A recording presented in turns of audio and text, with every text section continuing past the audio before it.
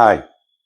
आज का podcast topics है MIB registration of LCOs and why this is important. क्यों एलसीओ के लिए ये बहुत जरूरी है। 17 जनवरी 2025 का एमआईबी जो एडवाइजरी सर्कुलेट किया गया था उसका हिसाब से एलसीओ का पीएनटी रजिस्ट्रेशन अभी बंद हो चुका है। बदले में एमआईबी का ब्रॉडकास्ट सेवा पोर्टल में एलसीओ का रजिस्ट्रेशन चालू है। अब it is a non negotiable matter, मतलब ब्रॉडकास्ट सेवा से जो एलसीओ का जो रजिस्ट्रेशन होगा उसमें कोई नेगोशिएशन नहीं होगा, इट इज मैंडेटरी। देखिए, एलसीओ का एमआईबी रजिस्ट्रेशन सिर्फ एक सरकारी अनुपालन या एक कंप्लायंस स्टेप नहीं है, ये एक लेजिटिमेट पार्टिसिपेशन है in the cable TV ecosystem में। सी, cable TV rapidly moving forward, like cable TV, broadband, IPTV, OTT, digital services, and convergent service provider. ये सिचुएशन देखते हुए मेरा आर्गुमेंट मैं 5 वर्ड में बोल सकता हूं। एलसीओ अपने आप को एमआईबी रजिस्ट्रेशन करने के लिए जो होगा, नंबर 1, एलसीओ को रिकॉग्निशन या लीगल आइडेंटिटी मिलेगा। नंबर 2, इंडस्ट्री सिस्टम में लॉफुल वैलिडिटी मिलता है। नंबर 3, एलसीओ को लीगल प्रोटेक्शन मिलता है। नंबर 4, क्रेडिबिलिटी मिलता है, means reliability, trust and confidence मिलता है।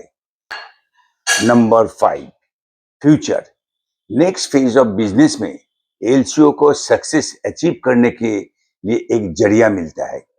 इसीलिए I have a very strong recommendation for एलसीओस। एलसीओस को मेरा सजेशन है कि आप अपना एमआईबी रजिस्ट्रेशन कर लो।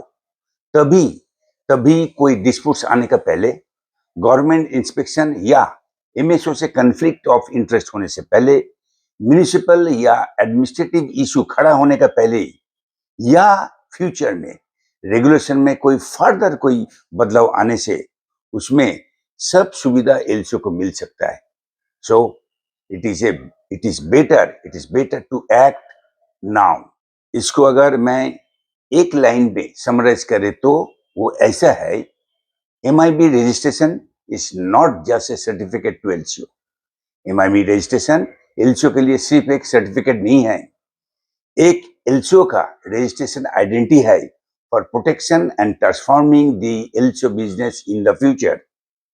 As per MIB registration portal, अब तक अप्रोक्सीमेटली 30,057 एलसीओस का एनआरएन, मतलब नेशनल रजिस्ट्रेशन नंबर दिया गया है from government of India under the cable television network regulation act 1995.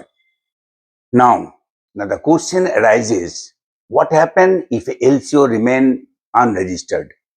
अगर कोई एलसीओ ने अपने आप को एमआईबी रजिस्ट्रेशन नहीं किया, क्या होगा? इस बारे में मैं सिर्फ इतना ही बताऊंगा। ये एक सीरियस विषय है। क्यों?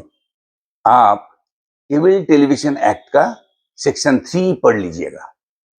मैं समझता हूं कि ये प्रोग्राम देखते हुए बहुत एलसीओ सोच रहा है वो एक्ट का सेक्शन 3 में क्या है।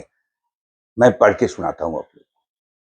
The Section 3 of the Cable Television Network Regulation Act 1995 states that no person shall operate a cable television network unless registered under the act.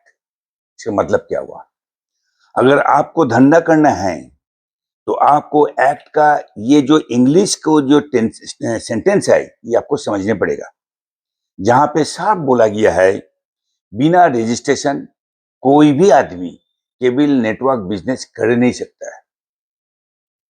अब आप खुद सोचो, आप क्या कर रहे हो, आपको क्या करना चाहिए। This is all up to you people. आप लोग बिजनेस करते हो, आप लोग धंधा करते हो, धंधा में नियम होता है, लॉज होता है, आइन होता है, ये सबको मान के ही चलने पड़ता है।